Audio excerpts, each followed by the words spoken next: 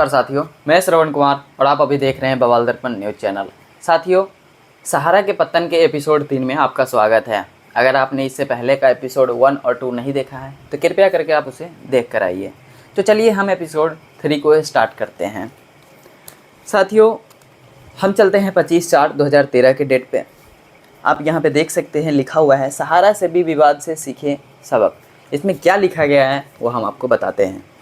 इसमें लिखा गया है कि सहारा सुप्रीम कोर्ट ने एक बार फिर सुब्रत रॉय के सहारा इंडिया परिवार से नाखुशी जताते हुए कहा कि आप कोर्ट को बरगला रहे हैं। न्यायमूर्ति के.एस. राधाकृष्णन और जे.एस. खेहर की पीठ ने यह तल्ख टिप्पणी समूह द्वारा बाजार नियामक सेबी के खिलाफ विभिन्न न्यायिक मंचों पर गुहार लगाने पर दी। देश की शीर्ष कोर्ट यह जानना चाहती है कि आखिर क्यों सहारा निवेशकों को सीधे पैसा लौटाना चाहता है, क्यों नहीं सेबी के माध्यम से लौटाना चाहता है।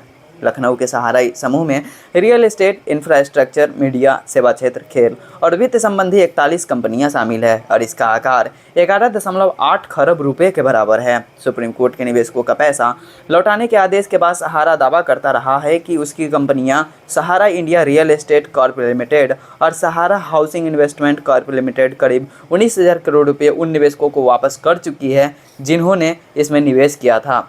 समूह रिफंड पाने वाले निवेशकों की सूची सौंपने के बजाय विभिन्न अदालतों में गुहार लगा रहा है। सेबी चाहता है कि रिफंड में विलंब होने पर रॉय समेत दोनों कंपनियों के कुछ निदेशकों को नज़रबंद कर दिया जाए। अगस्त 2012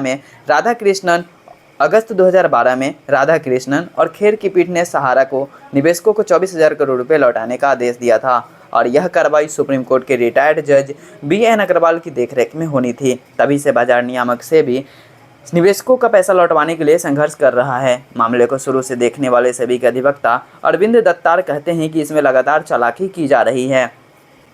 फिर हम चलते हैं 3/5/2013 के डेट पे, जब अखबार में खबर आती है कि सहारा को झटका, हाईकोर्ट पंचाट की कार्यवाही पर रोक। इसमें बताया गया कि सुप्रीम कोर्ट ने निवेशकों का 24,000 करोड़ रुपए लौटाने और संपत्ति कुर्की के खिलाफ सहारा समूह और इसके मुखिया सुब्रत रॉय द्वारा विभिन्न कोर्ट और पंचायतों में दायर याचिकाओं पर की जा रही कार्रवाई पर गुरुवार को रोक लगा दी। साथ ही समूह से 8 मई तक जवाब देने को कहा गया है। सेबी ने आरोप लगाया था कि सहारा समूह और सुब्रत रॉय प्रक्रिया में विलंब करने के लिए अलग अलग मंचों की शरण ले रहे हैं। Justice KS. राधाकृष्णन और जे.एस. खेहर की पीठ ने ऐसे सारे मामलों जो उन्होंने प्रतिभूति अपीलीय न्यायाधिकरण यानी कि सेट और इलाहाबाद हाईकोर्ट में दायर किए हैं, उन्हें शीर्ष अदालत में स्थानांतरित करने की सेबी की अर्जी पर सहारा समूह और सुब्रत रॉय को नोटिस जारी किए हैं। सुनवाई के दौरान बाजार नियामक सेबी ने सहारा समूह और उसके प्रमोटर पर शीर्ष अदालत के आदेश का मखौल बनाने का आरोप लगाया था। इस आदेश में न्यायालय ने उन्हें सेबी के पास 24,000 करोड़ रुपए जमा कराने का निर्देश दिया था, जो इस धन को 3 करोड़ से अधिक निवेशकों को लौटाएगा। सेबी के वकील अनिल दीवान ने कहा कि सहारा इंडिया रियल एस्टेट कॉरपोरेशन और सहारा हाउसिंग इन्वेस्टमेंट कॉरपोरेशन में निवेश करने वाले के संबंध में सहारा समूह द्वारा मुहैया कराई गई सीडी में हतप्रभ करने वाली बातें हैं। हालांकि इनमें करीब 6,000 कलावती के नाम तो नहीं हैं, लेकिन जैसा कि मीडिया में आया था, लेकिन इसमें 1433 अनिरुद्ध सिंह हैं, जिसके बारे में समूह का दावा है कि उसने 34 गुना धन वापस किया है। सहारा समूह की तरफ से पेश वरिष्ठ अधिवक्ता राम जेठमलानी और वकील केशव मोहन का कहना था कि सेबी उनका समय बर्बाद कर रहा है। उनका दावा था कि उनके खिलाफ पूर्वाग्रह का माहौल है और सेबी निवेशकों के बारे में मीडिया को सूचनाएं लीक कर रहा है। फिर हम चलते हैं 15/3/2013 पे, जब अखबार में खबर आई कि बाजार नियामक सेबी ने बहुचर्चित सहारा मामले में उन व्यक्तिगत निवेशकों का पैसा वापस किए जाने की प्रक्रिया शुरू कर दी है जिनका सत्यापन वह कर चुका है। यह मामला सहारा द्वारा विभिन्न गैरकानूनी तरीकों से 24,000 करोड़ रुपए की राशि जुटाने से जुड़ा है। सेबी ने केवल उन निवेशकों को पैसा लौटाना शुरू किया है जिनके मामलों में सत्यापन प्रक्रिया के दौरान किसी तरह का दोहराव सामने नहीं आया। बाकी निवेशकों को रिफंड के लिए सुप्रीम कोर्ट के आगामी निर्देशों तक इंतजार करना होगा। कोर्ट इस मामले पर 17 जुलाई को सुनवाई कर सकता है। सहारा ग्रुप ने इस मामले में सेबी के पास 5,120 करोड़ रुपए जमा कराए थे और दावा किया है कि वह अपनी 2 कंपनियों के बॉन्ड धारकों को 20,000 करोड़ रुपए पहले ही लौटा चुका है। निवेशकों का रिफंड सेबी के पास जमा कराई गई थी।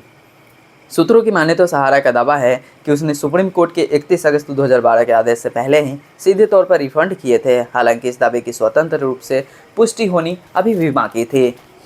फिर हम चलते हैं 25/3/2013 पे, जब खबर आया कि बेसहारा हुआ क्रिकेट। आप यहाँ पे देख सकते हैं कि हेडलाइन बनी थी ये उस दिन जिसमें बताया जा रहा है कि स्पॉट फिक्सिंग प्रकरण का सामना कर रही इंडियन प्रीमियर लीग यानी कि आईपीएल के साथ साथ भारतीय क्रिकेट कंट्रोल बोर्ड यानी कि बीसीसीआई को मंगलवार को एक और झटका लगा। सहारा समूह ने अपने स्वामित्व वाले पुणे वॉरियर्स इंडियंस फ्रेंचाइजी को इस लीग से हटाने का फैसला कर लिया है। इसी के साथ उसने टीम इंडिया के प्रायोजन अनुबंध को आगे जारी न रखने का फैसला किया है। सहारा समूह ने फ्रेंचाइजी फीस कम करने के लिए मध्यस्थता की कार्रवाई के प्रति बीसीसीआई के ढुलमुल रवैये और टीम की बैंक गारंटी को भुनाने के बोर्ड के फैसले के कारण यह कदम उठाया। सहारा समूह ने भारतीय क्रिकेट टीम के प्रायोजन से हटने के संदर्भ में यह स्पष्ट किया है कि वह खिलाड़ियों के हितों को देखते हुए तय अवधि यानी कि दिसंबर 2013 तक इसे बरकरार रखेगा।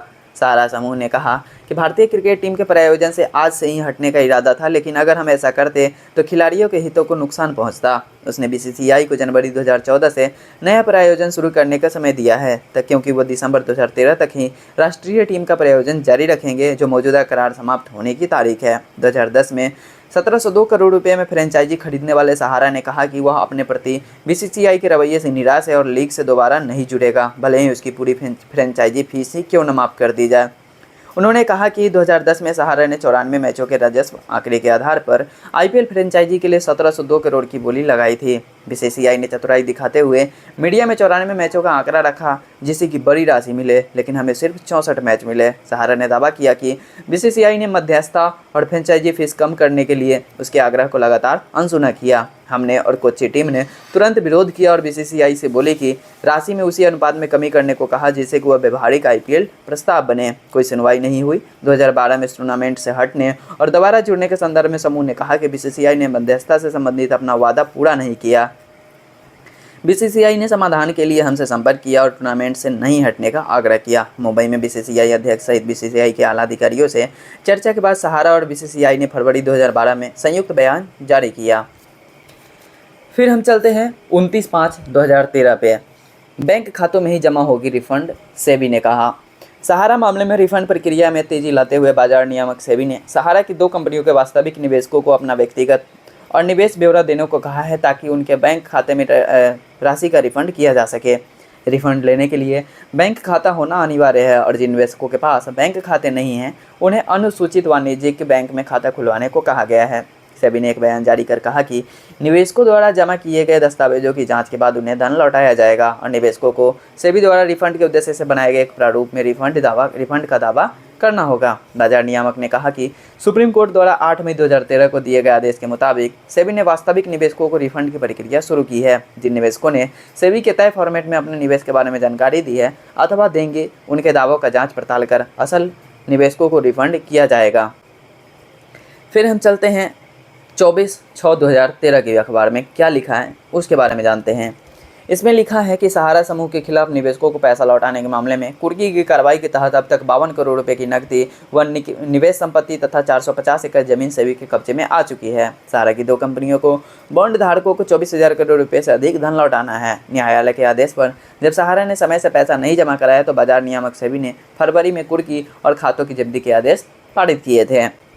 फिर हम चलते हैं 18/7/2013 की खबर पे, जिसमें लिखा गया सुप्रीम कोर्ट ने निवेशकों के 24,000 करोड़ रुपए न लौटाने पर सहारा समूह को आरोप हाथे लिया और कहा कि यदि उसे आदेश पर अमल नहीं किया गया तो सहारा समूह के मुखिया सुब्रत रॉय और 2 कंपनियों के निदेशकों को समन किया जाएगा। जस्टिस KS राधाकृष्णन और JS खेहर की पीठ ने शीर्ष अदालत के आदेशानुसार सहारा के खिलाफ दंडात्मक कार्रवाई करने से सेबी को रोकने के लिए प्रतिभूति अपीलीय न्यायाधिकरण सेट को भी आरोप हाथे लिया।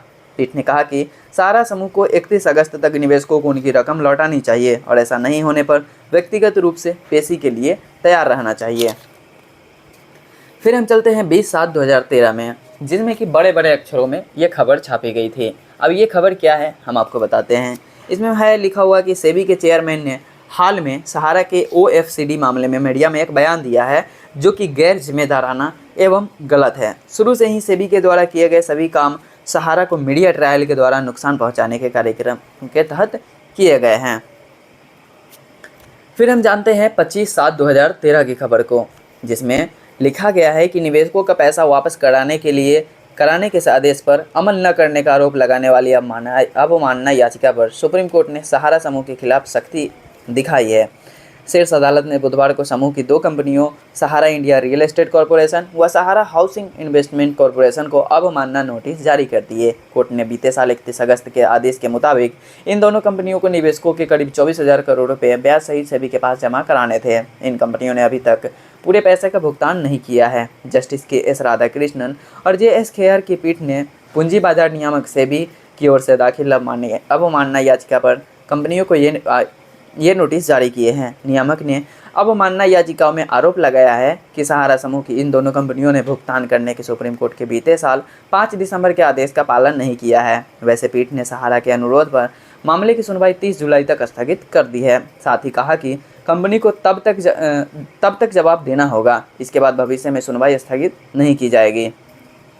शीर्ष अदालत ने बीते साल दिसंबर में सहारा को निवेशकों से जुटाई रकम वापस करने के लिए थोड़ा समय और दे दिया था। सेबी का आरोप है कि सहारा ने उस आदेश का पालन नहीं किया है। इस याचिका के अलावा सेबी ने एक और अवमानना याचिका दाखिल कर रखी है, जिस पर पहले ही सुप्रीम कोर्ट सहारा समूह के अधिकारियों के खिलाफ अवमानना नोटिस जारी कर चुका है।